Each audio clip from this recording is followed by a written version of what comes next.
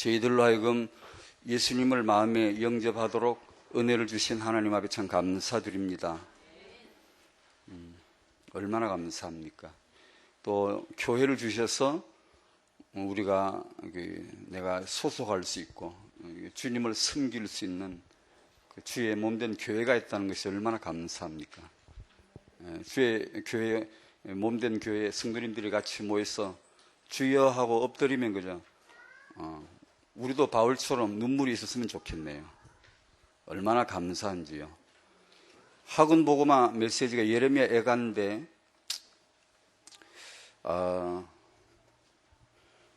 예레미야 애가인데 일가에서 이 전체 일가 주제는 시대를 보아야 나를 본다고 하는데 이 전체 주제의 흐름을 보면 유무 목사님이 쓰신 그 내용을 전체를 보면 일가에서는 복음 안에서의 그 애가 그 슬픔이죠. 비통함.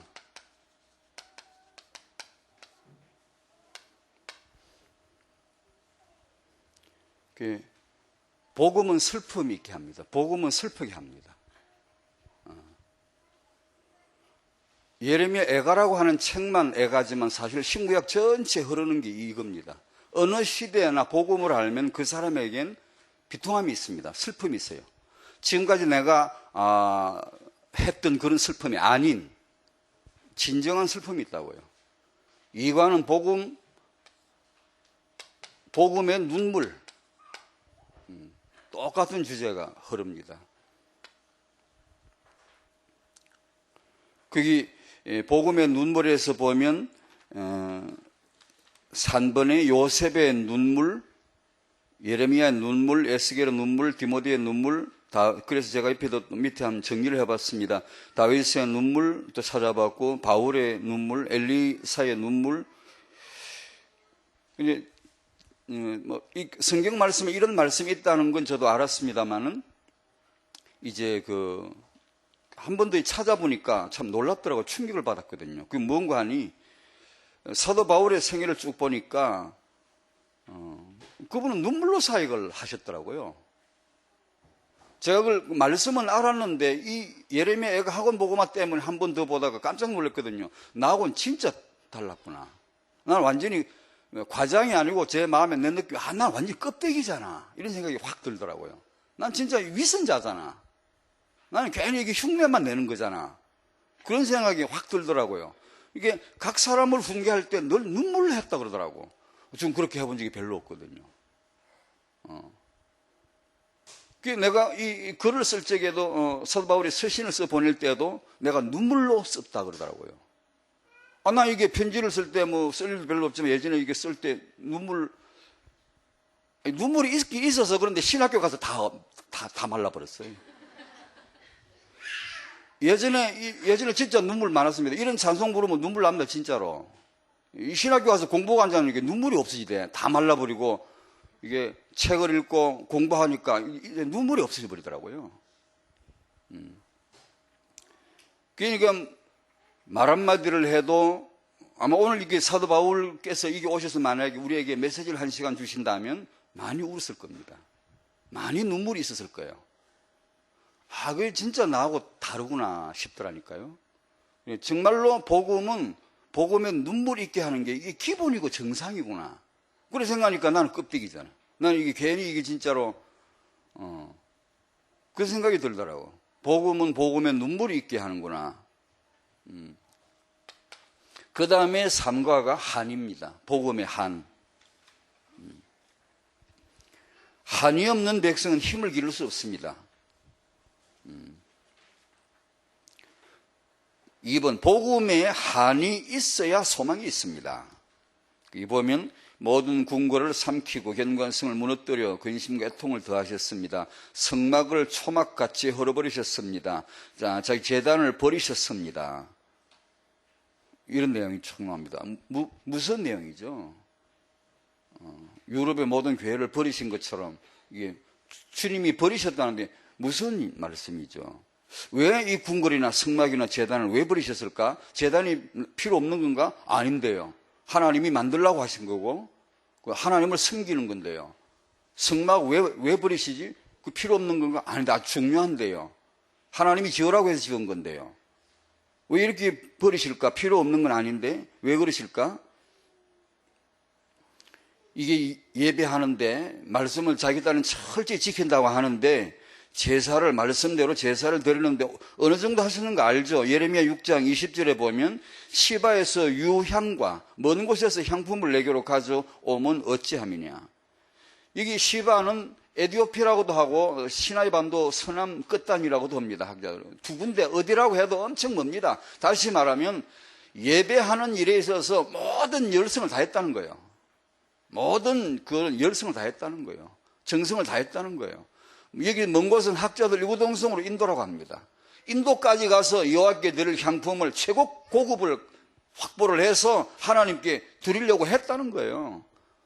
그런데 그 다음 말씀 보세요. 나는 너희의 번제를 받지 아니하며 너희 희생 제물을 달리 여기지 않노라. 이사 1장 13절 말씀 잘 아시잖아요. 헛된 제물을 다시 가져오지 말라. 분향은 내가 가정 여기는 거다. 기도 제발 하지 마. 예배 그 제발 하지 말라는 거예요. 나 그 지겹다는 거예요. 왜 이런 일이 벌어지지? 호세아 6장 6절에 나는 번제보다 하나님을 아는 것을 원한다 그랬어요. 이때는 아멘 하셔야 돼요. 그러니까 언약의 백성이 뭘 놓쳤죠? 주 예수를 놓친 거다 이 말입니다. 불신자들은 예수가 없어서 저주 아래 있고 이 언약의 백성들은 언약적인 종교적인 모든 행위를 다 하면서 마음에 주 예수가 없어졌다 이 말입니다. 하나님이 그때 얼마나 진노하셨습니까? 그게 예전에 그런가 했더니 그게 아니에요. 지금도 우리가 그래요. 예전에 바리새인들만 그러냐. 바리새인들 얼마나 말씀 철저해요. 열심히 해요. 근데 마음에 주 예수 없어요. 하나님 그런 게 너무 싫으신가 봐요. 그래서 교회도 성전도 역사에 보면 버리시잖아요. 껍데기만 남잖아요. 왜냐? 주 예수보다 더 중요한 사회복지 하다는 저주입니다. 그게. 주 예수보다 더 중요한 세계복음화는 저주입니다. 그게. 주 예수보다 더 중요한 예배는 저주입니다. 그게. 아니, 그런 일이 가능하냐? 얼마든지 가능합니다. 예배 드리는데 주 예수 없거든요. 그 가능합니다. 얼마든지 가능합니다. 하나님이 다 뱉어버리거든요. 아주 지겨우거든요. 그게 얼마든지 가능합니다. 지금도. 주 예수보다 더 중요한 것을 말씀 지키고 계명 지키고 얼마나 중요해요. 정말 중요하죠. 그러나 그것이 주 예수보다 더 중요해져 버리고 예수 알지 못해 하나님을 알지도 못해 그냥 그렇게 하나님을 열심히 섬기려는 이런 종교적 행태를 하나님은 너무나 지겨워한단 말이에요. 이제 그런 내용을 이게 예레미야서나 예레미야가 이사야 그 시대를 계속 그렇게 말씀을 하시죠. 주 예수보다 더 중요한 타협한 사회, 그건 절대 하지 말아야 돼. 절대로 하지 말아요. 그거 저주받아요. 하나님이 찌릅니다. 저주 줘요, 그거. 우리 마음에는 주 예수가 오늘 계시고, 우리 마음에는 주 예수가 완전히 나를 차지하게 되시기를 바랍니다. 그게 하나님의 원하심이 그거란 말이에요.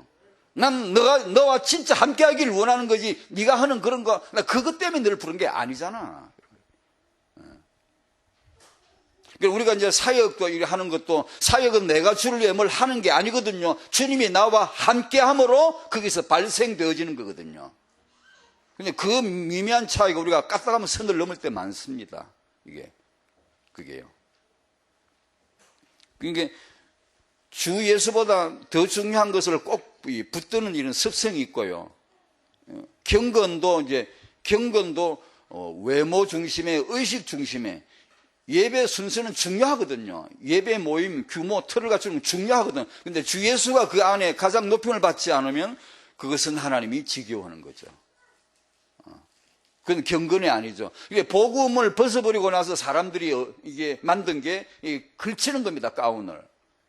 이게 거룩하게 외모를 만드는 겁니다. 그 경건 0.00%도 없거든. 그거는 경건은 오직 예수입니다.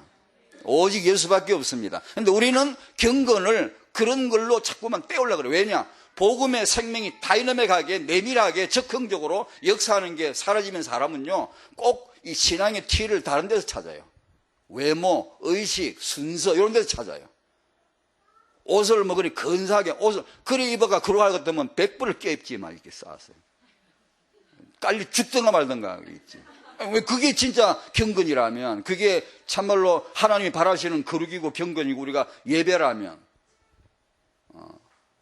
아니거든요. 그러니까 주 예수를 알면 이게 있대요. 이 슬픔이 있대요. 주 예수를 알면 눈물이 있대요. 주 예수를 알면 이런 한이 있대요. 이게 감각입니다. 살아있는 겁니다. 예수를 처음에 알았을 때 이 하고 메시지보다 제 생각이 났어요. 진짜 이런 거 있어요. 그런데 이 공부한다고 입학하려고 공부를 하면서부터 이게 없어지더라고요. 전도자는 전도자의 눈물이 있어야 되거든요. 복음에 눈물이 있어야 되거든요. 그런데 공부를 하면서부터 이 전도자의 눈물은 없어지고 싸늘한 복음의 내용만 정리되는 거예요. 이거 아니에요. 그게 아니란 말이에요. 그러니까 주님은 지금 나와 함께 하시면서 그 함께 하는 교제하는 나와 아주 친한 절친이 되고 사이가 되고 그런 가운데서 함께 공유되고 나와 함께 사시기를 원하시는데 우리는 그 주님은 잘 모르고 아주 기독교인의 근사한 신앙생활을 멋지게 이 지식, 지능 수준 아닙니다, 여러분. 그거 내가 많이 배우면 그거 착각입니다. 진짜로 착각입니다. 그 증거가 이겁니다. 많이 배울수록 이게 없더라고요. 많이 배우고도 저기 있으면 참 좋겠지만 희한하게 잘 안 되더라고요. 그래서 역사는 초신자에게 일어납니다. 원래가 풋내기한테. 왜냐? 풋내기는 이게 있어요. 이게 있다고. 인격적으로 주님을 알기 때문에 인격을 만나면 이게 나오게 돼 있다니까. 인격에서는. 지식에서는 이게 안 나와요. 지식만 나오지. 절대로요. 이게 예레미야가 하는 복음입니다. 복음 가진 자에게 주어지는 정말 하나님만이 주실 수 있는 이 놀라운 축복입니다. 예수 때문에 눈물이 있다. 예수 때문에 한이 있다. 이게 만약에 안 되면 오늘 우리는 막 하나님 앞에 엎드려야 됩니다. 하나님 이거 회복시켜 주십시오. 그거 해야 됩니다. 이거 안 하고 예배 들어보십시오, 여러분. 예배가 어떻든가요? 착실하게 하지. 처음부터 끝까지 착실하게. 그러나 예수 그리스도의 그 임재, 하나님의 나라 그 속에서 이런 교제 잘 몰라요. 그게 잘 안 돼요. 이게 예레미야 애가가 참 우리에게 이렇게 복음을 보게 하는구나 이런 생각이 들더라고요. 태영아 부모 여러분 아이를 놓고 이 아이의 복음 안에서 렘드 비전을 놓고 우셔야 됩니다. 복음에 눈물이 나야 됩니다. 100번 설교하는 것보다 나을걸요. 예수 때문에 내가 눈물이 있다. 그게 엄청나게 클 거거든, 그게요. 그게 이제, 오늘 이제 사라의 복종, 우리는 이제 사라의 딸들이 되고자 하는. 여기서 세계비전교회 지난주 우리가 전도학교 쉬고 노회 이렇게 하셨는데, 그러면 저는 이게 이 세계비전교회 전도학교에다 저는 맞춥니다. 이렇게 메시지를 한 번을 쉬든 두 번을 쉬든 그러면 딴 데는 다 그냥 공전을 시키고 이렇게 뱅뱅 돌고 여기서 맞춰서 가야 돼요. 여기서. 그래서 오늘 그 지지난주 메시지 이어서 오늘 이게 하는 겁니다. 그때 우리는 그 사라의 사람 메시지였는데 그 결론에서 이 부분이 나왔고 오늘 그걸 좀 연결하고자 하는 것입니다. 에베소서 5장 22절입니다. 한번 찾으시겠습니다. 오늘 복종이라는 주제인데 먼저 말씀드리고 싶은 게 이게 아내가 남편에 대해서 해야 될 복종인데 다른 메시지도 그렇습니다만 제가 뭘 알고 합니까? 모르고 떠드는 게 99.9%인데 이 부분은 더욱더 그래요. 더욱더 제가 이게 할 주제가 아니고요. 정말 이게 경험도 없고 이런 걸 내가 할 수 있는 주제는 정말 못 되는데 할 수 없이 이게 들고 나왔습니다. 네, 그래서 저는 끊임없이 지금 하나님 앞에 기도했습니다. 하나님이 말씀 주십시오. 하나님이 가르쳐 주십시오. 어차피 이건 아무도 몰라. 여러분, 복종, 저를 따라 합시다. 나는 복종은 절대 못합니다. 여러분, 할 줄 압니까? 여러분 지금 한다고 생각하십니까? 절대로 못한다고 빨리 이실 짓고 해야 하나님이 복종이 뭔가 요거야 복종이 이런 거야 라고 보여주지, 안 그러면 안 보여줍니다. 여러분, 내가 한다고 틀린 겁니다. 그게 여러분 모릅니다. 우리 이성으로 아닙니다. 성령께서 복종이라고 하는 이 단어를, 이 하나님의 진리의 말씀을 보여주기 시작하셔야만이 우리가 이 복종을 막 하고 싶어서 미칠 정도로 하고 싶어 해야 되는데, 우리는 복종이 싫잖아요. 다 싫어하잖아요. 왜냐? 모르니까.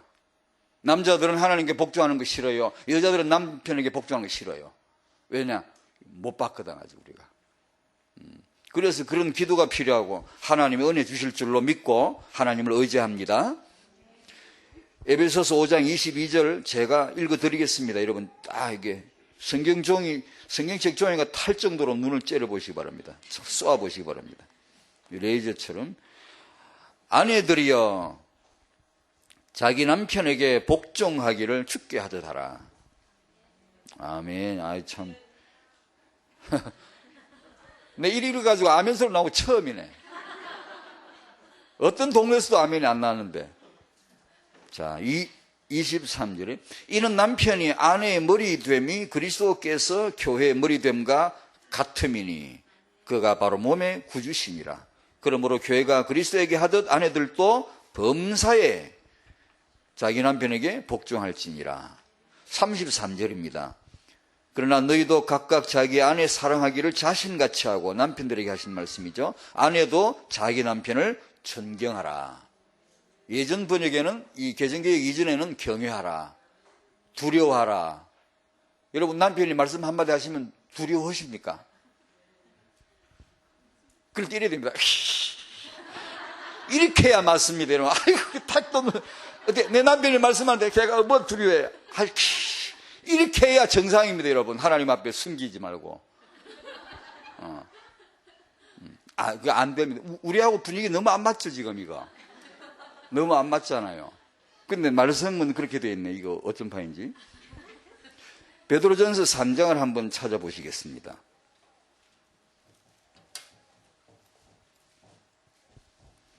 베드로전서 3장 1절에서 6절까지 제가 읽어드리겠습니다. 아내들아 이와 같이 자기 남편에게 순종하라.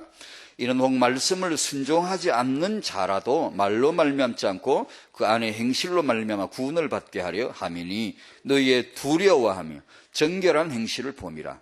너희의 단장은 머리를 꾸미고 금을 차고 아름다운 옷을 입는 외모로 하지 말고 오직 마음에 숨은 사람을 온유하고 안정한 심령에 썩지 아니할 것으로 하라. 이는 하나님 앞에 값진 것이니라. 진짜 값진 패션 리더입니다. 진짜 첨단 패션 리더입니다.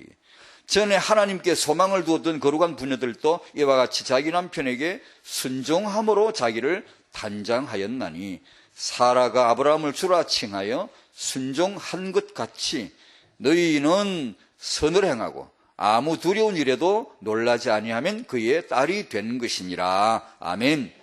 사람 언급을 하면서 너희는이라고 이렇게 여러분을 엮었습니다. 그러므로 여러분은 이 구절 안에 들어있어야 됩니다. 하나님이 여러분을 사라 옆에다 빡 갖다 붙여버렸습니다. 시대차, 엄청나게 시대 차이가 나는데도, 문화 차이가 나는데도 여러분을 지금 오늘 이 아침에 사라 옆에다 바로 딱 붙여버렸습니다. 엮어버렸어요. 여러분 이 안에 들어가셔야 되고 이 구절의 복을 받으셔야 됩니다.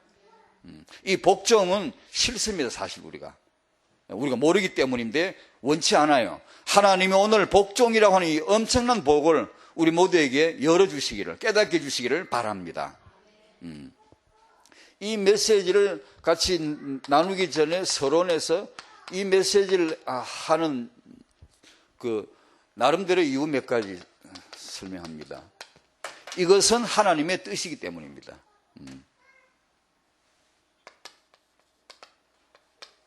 그래서 할머니에서부터 세대까지, 할머니가 되시면 이제 영감을 그냥 막 거칠게 다루더라고. 할머니가 되면.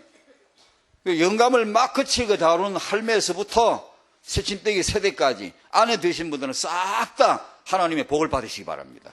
아내의 복 있습니다, 여러분. 그게. 하나님의 뜻이라고 하니까요. 두 번째는 이 아내의 복종은 사단을 깨트리는 강력한 무기가 되기 때문입니다. 이걸 우리가 이 복을 누리지 못하면 사단을 끊기가 어려울 겁니다. 힘들 겁니다. 우리가 다른 걸 막 한다고 해도 부부 사이에 역사하는 사단을 끊기가 어려울 거예요. 3번, 아내의 복종은 우리의 후대 회복, 다락방은 후대 렘넌트라고는 특별한 평범하지 않은 놀라운 하나님의 비전을 지금 받고 있는데, 이 후대 축복, 이 태영아의 축복을 받기 위해서는 아내의 복종이라고 하는 이 놀라운 다리를 건너가야 돼요. 견고한 다리를 건너고 어머니의 육아가 나와야 되는데, 만약에 아내의 복종을 건너뛰고 없애고 어머니로서의 육아만 만약에 해서 렘넌트를 응답받으려 한다면 그것은 순전히 당신의 동기고 욕심일 뿐이겠죠. 그런 면에서 이것은 너무나 중요하고 필수이다. 그리고 육아를 잘한 분들, 그 렘넌트 모델적으로 키운 분들 보면 자녀 육아에서 빠뜨리지 않는 게 꼭 하나 있는 게 순종훈련이더라고요. 복종훈련. 이걸 꼭 시켜야 된대요. 왜냐? 인간은 복종을 싫어해요. 왜냐? 이게 사단이에요, 이게 바로. 사단은 불복종 덩어리예요, 그냥 그 자체가. 인간은 어찌하든지 말 안 들어. 불복종하고 자꾸만 거슬리거든요. 왜냐? 이게 창세기 3장이거든. 그러니까 아이를 키울 때는 꼭 이 훈련을 해야 한대요. 꼭 해야 된대요. 반드시 필수적으로 육아를 해야 된대요. 그러자면 아버지가 하나님께 강단의 말씀 앞에 아버지가 탁 복종하는 모습을, 오늘 하나님이 이렇게 말씀하시기 때문에 난 말씀을 따라 복종한다, 어떤 이런 면모들이 나오고, 어머니가 아버지에게 아빠가 말씀하시니까 엄마가 탁 복종하는 모습을 보여주는 것밖에 이 훈련이 없어요.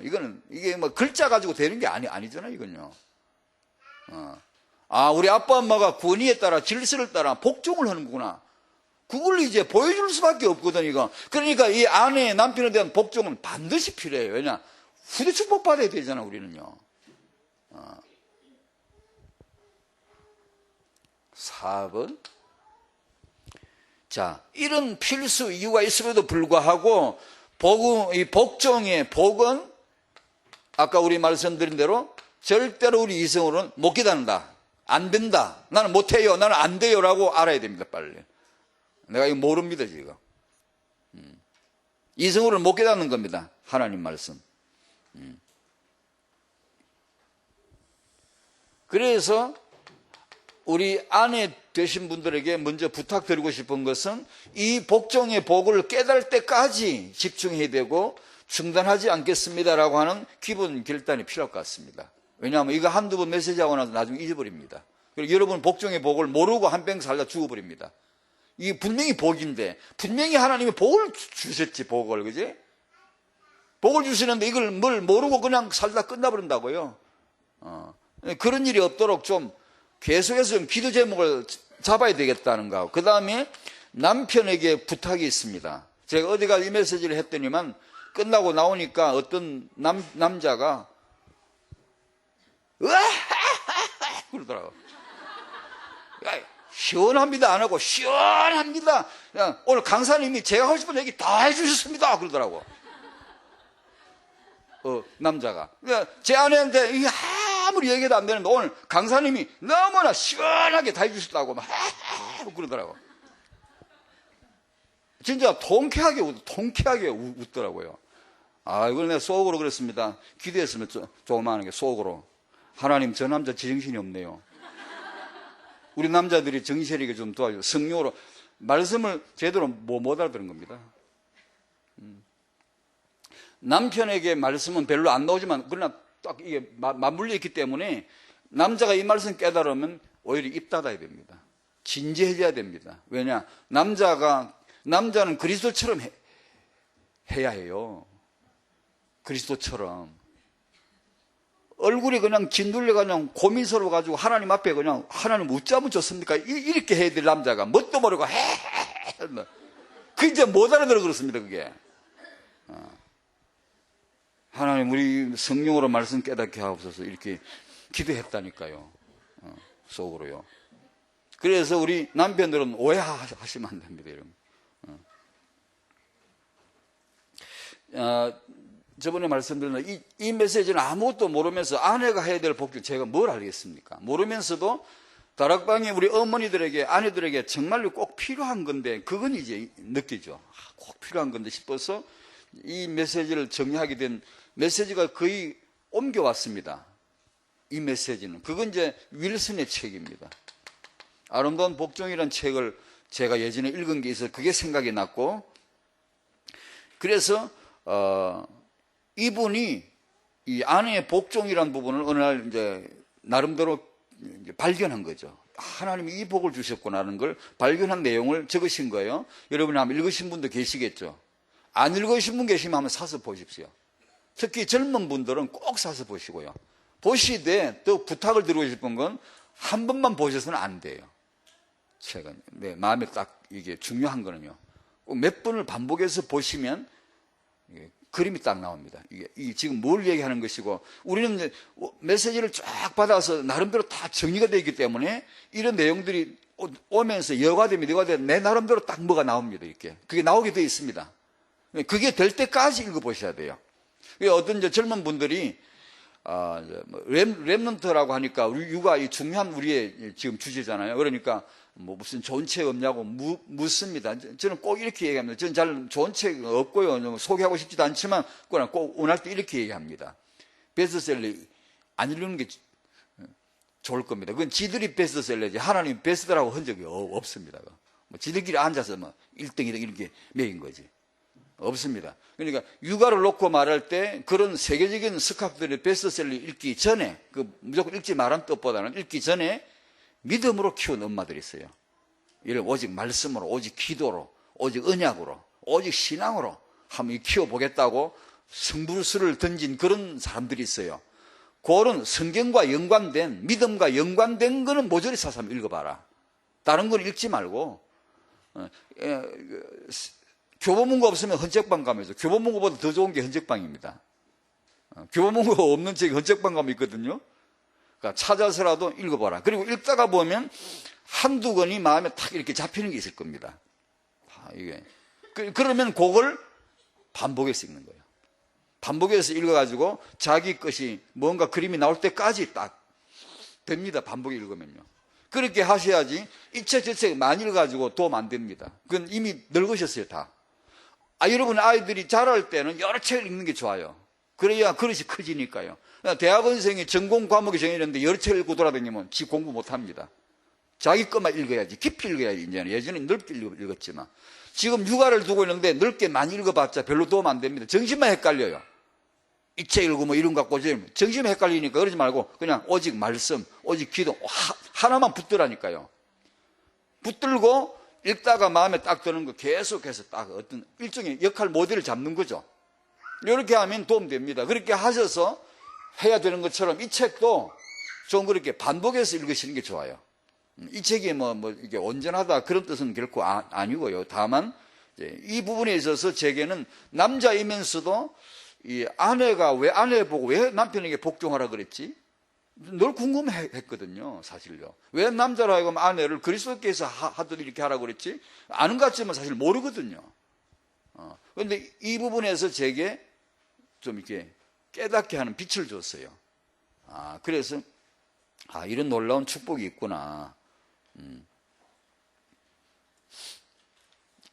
이분이 자기 소개를 이렇게 합니다. 나는 지금까지 살면서 나처럼 도전적이고 고집스럽고 이렇게 반항적인 성질을 가진 여성을 별로 만나보지 못했다. 이렇게 얘기합니다. 그런데 저자로서 자기 겸손하게 표현할 수도 있고요. 또 그런 면면이 보입니다. 이렇게 그런 성격, 기질 이런 게 있는 여자거든요. 그러니까 깨닫기 어려운 복종이라는 개념을 깨달은 거예요. 자기 나름대로는.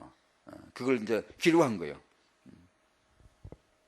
이 저자는 무신론자였죠. 불신자였고 결혼하고 나서 1년쯤 있다가 예수를 영접했다. 그렇게 기록합니다. 그리고 구원을 받았어요.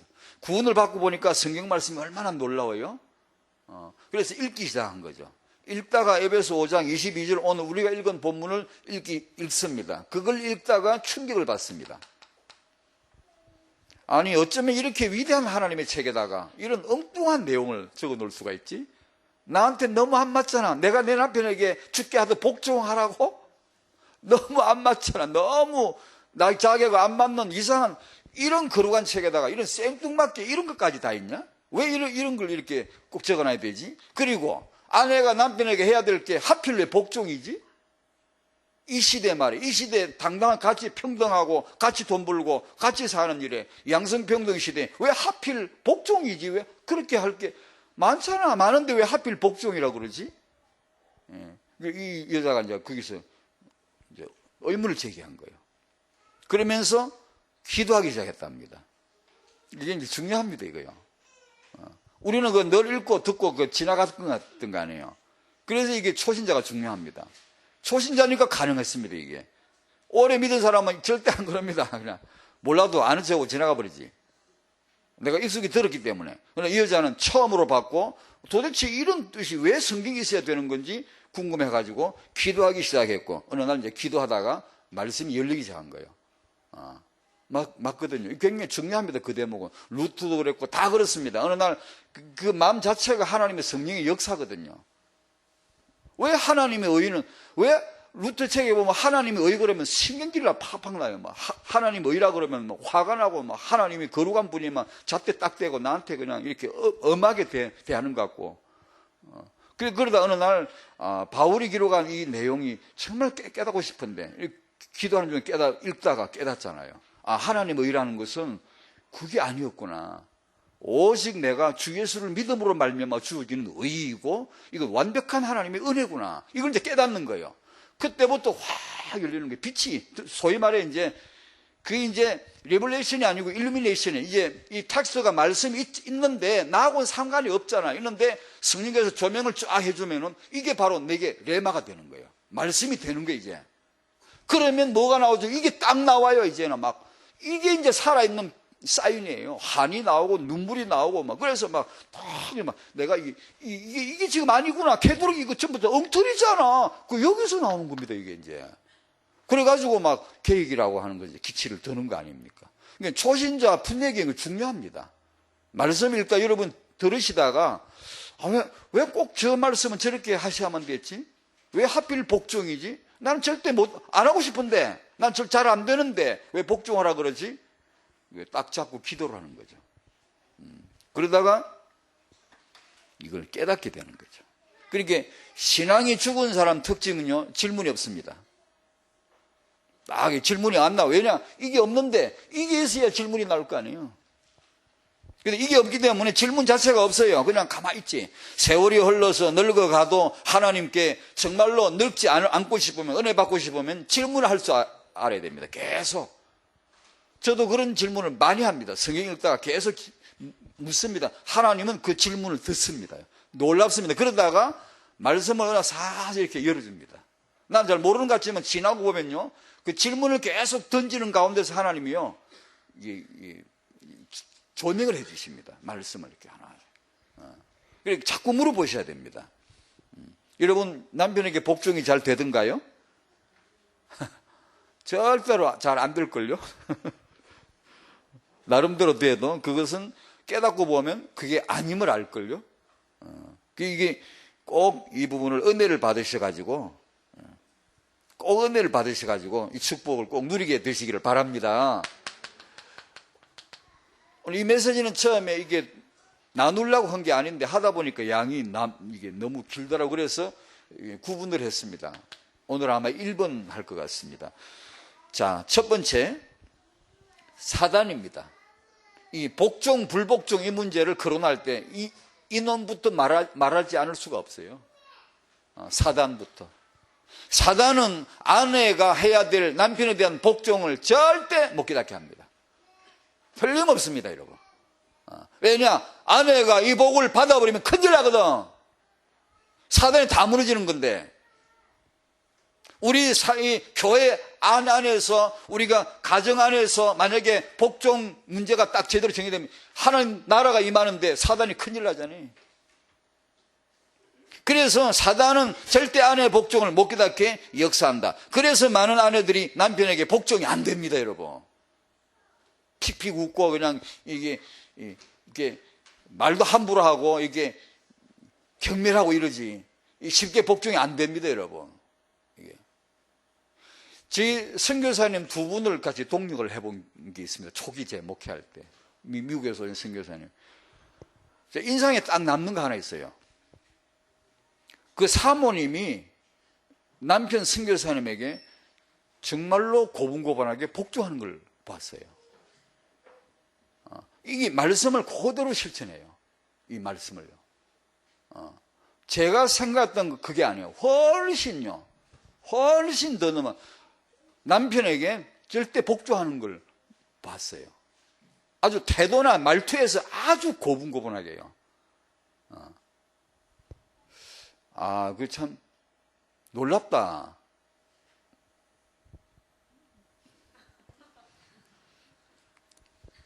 갑자기 제 아내 생각이 나네요.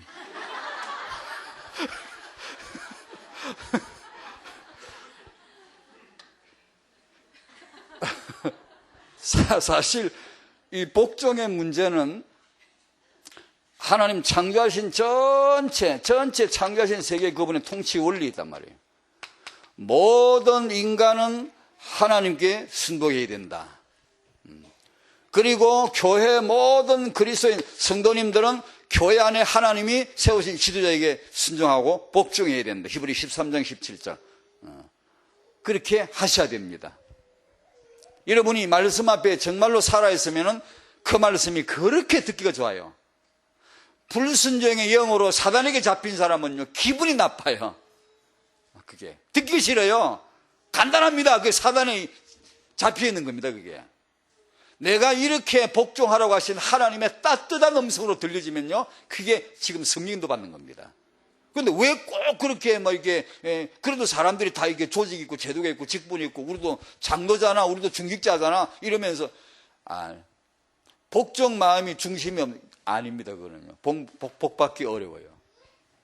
그 다음에 국가에 세운 모든 제도 국민들은 여기에 복종하라고 어떻게? 주를 위하여 복종하래요.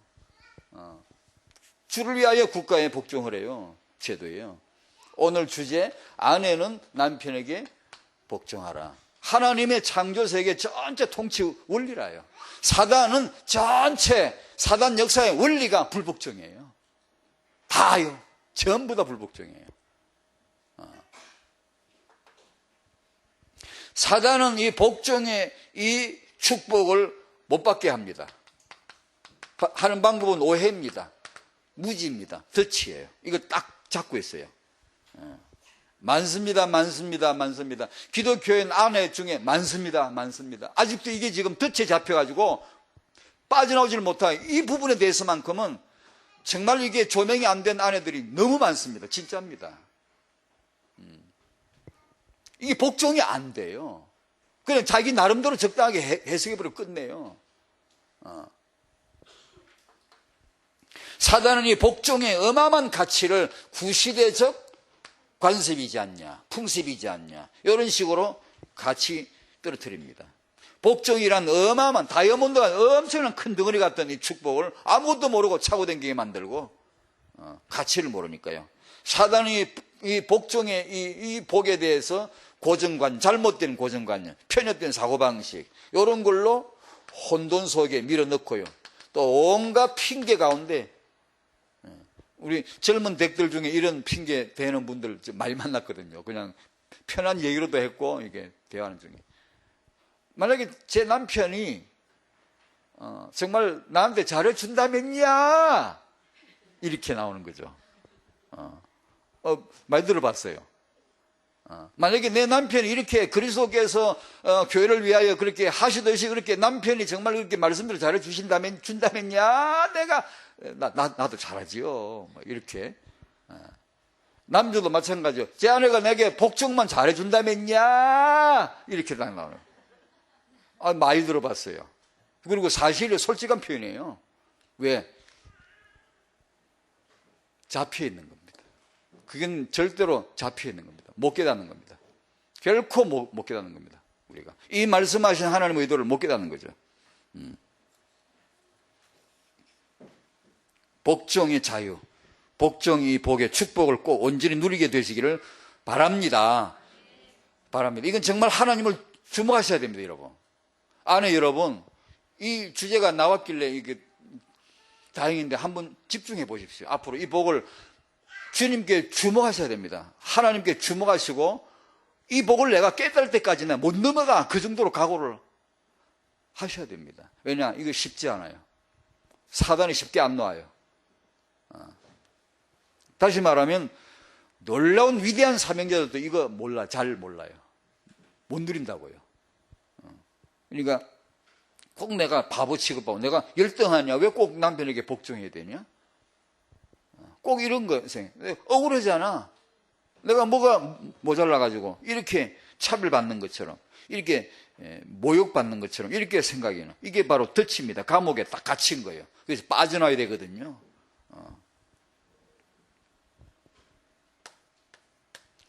3번, 사단은 이 복종을 두려워합니다. 정말 이걸 예리하게 우리가 확 찔러야 되면, 사단의 심장을 확 찔러야 되는데, 그거 뭐냐?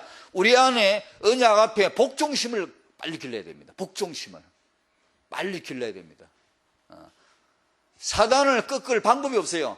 우리가 막 이렇게 왜 사단을 물러가라 한다고, 예, 그것도 좋습니다. 권세를 사용하는 건 좋은데 더 중요한 건 관계입니다. 관계. 내가 주 예수님을 나의 절대왕으로 그 관계로 모셔드리면 사단은 즉각 굴복당하는 줄로 믿습니다. 그 관계가 중요하지, 우리가 주의 힘을 써먹는 게 아니에요. 성령의 능력을 내가 써먹어가지고 내가 기도를 하면 주의 능력을 흡입해가 빨아들여가지고 내가 막 이렇게 헐크가 되고 이런 게 아니란 말이에요. 주님과의 관계이지, 관계. 아까 말한 구약시대 내가 저 제단을 버린다, 재물 갖고 오지마, 내 마당만 밟잖아, 제발 하지마 라고. 왜요? 예배해야 되잖아, 제사해야 되잖아. 근데 번제를 하지 말래, 그 말이 번제가 필요 없다는 뜻이 아니에요. 번제는 너무 중요하니까 그딴 식으로 하지 말라는 얘기죠. 그 외에요, 주님과의 관계를 말하는 거예요. 다 할 거 하면서 관계는 소홀히 한다 이거예요. 그래서 이게 사단이 두려워하는 게 요거다라는 걸 정보를 확실하게 아셔야 돼요. 복종을 두려워한단 말이에요. 복종할 줄 모르는 자는요, 신앙생활 할 때 보면 잘 하다가 나중에 결정적일 때 사단 편에 딱 서버려요. 목회하다 보면 그런 거 있어요. 유 목사님 초창기 그 사역 얘기, 그 스토리 봐도 그 어떤 여전사 얘기도 그렇고요. 교회 안에 사역자인데요, 오늘 결정적인 순간에 사단 편에 딱 선 거예요. 이상한 소문을 만들어내고요. 아주 뭐 택도 없는 소문을 만들어내고. 그런 일이 가능해요. 왜냐? 중심에 복종심이 없었어요, 처음부터. 그냥 내가 일을 했지. 내가 일을 하는 게, 내가 주를 위하여 일하는 게 사역이 아닙니다. 우리는 할 수 없어. 우리가 뭔데 주를 위해 일을 합니까, 여러분? 요한복음 5장 30절에 예수님도 이렇게 말씀하셨어요. 나는 스스로 아무것도 하지 않아 라고 하는 게 아니고 할 수 없다라고 말씀하셨어요. 그 굉장한 표현이거든요. 예수님도 스스로 할 수 없대요. 그분이 하나님의 아들이시잖아요. 근데 우리가 어떻게 감히 할 수 있습니까? 뭘? 어림도 없죠. 절대로 못하는 겁니다. 오직 주님이 나와 함께 계시는 거고 주님이 역사하시는 거고, 철저하게 이 원리입니다. 우리 신앙은. 그게 이제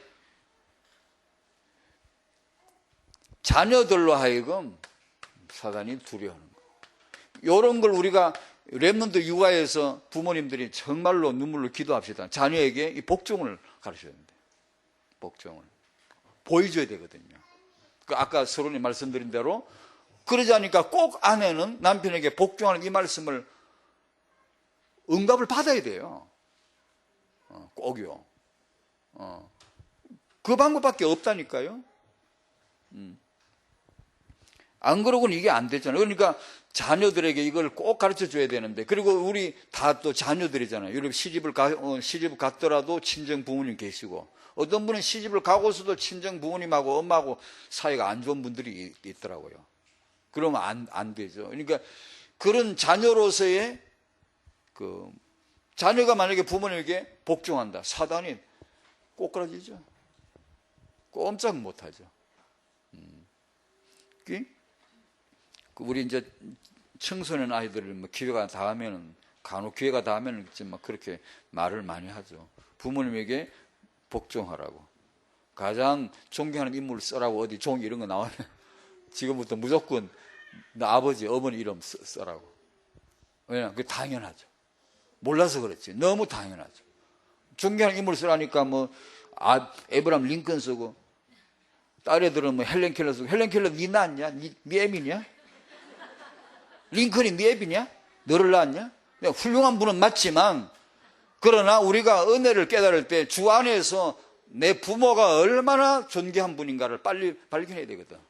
그게 잘 안 되잖아. 잘 안 되니까 그러면 믿음으로 써라. 믿음으로. 믿음으로 쓰다 보면 하나님이 어느 날 응답을 주실 것이다. 세상에서 우리 부모님처럼 내게 고마운 분이 어디 있냐고. 내가 내 부모님을 존경해야지 누구를 존경하냐고. 부모님을 존경할 수 있어야 그 다음 존경도 맞지. 그 맞잖아요. 그걸 청소년들에게는 막 억지로라도 밀어내 자꾸 가르쳐야 돼. 자녀는 부모님에 복종해야 되거든요. 부모님을 존경해야 되거든요. 말씀하시면 중심으로 달게 말투나 행동으로 아주 복종하는 마음으로. 이게 복종이라는 건 너무 실질적입니다. 보면 딱 알잖아요. 말하는 거 말투만 봐도 딱 알거든요. 태도에서 말투에서 너무 나타나잖아요.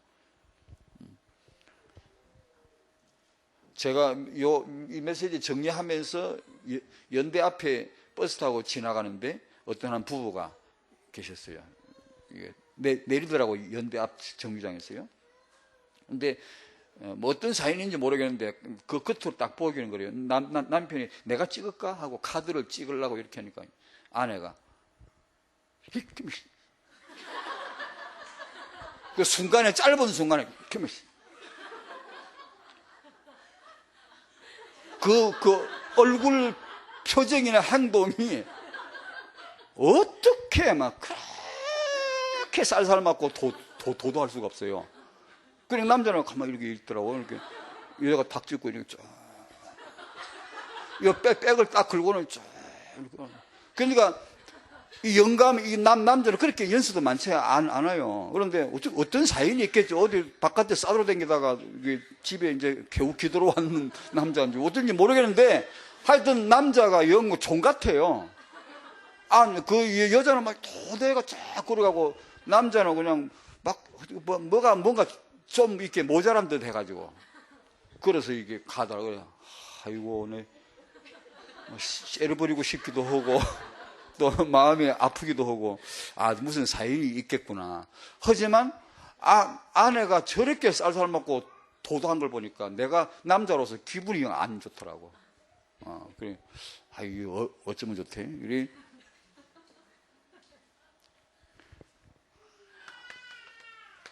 아내들이요, 남편에게 말하는 거 보면요, 고쳐야 돼. 죽게 허질 않잖아.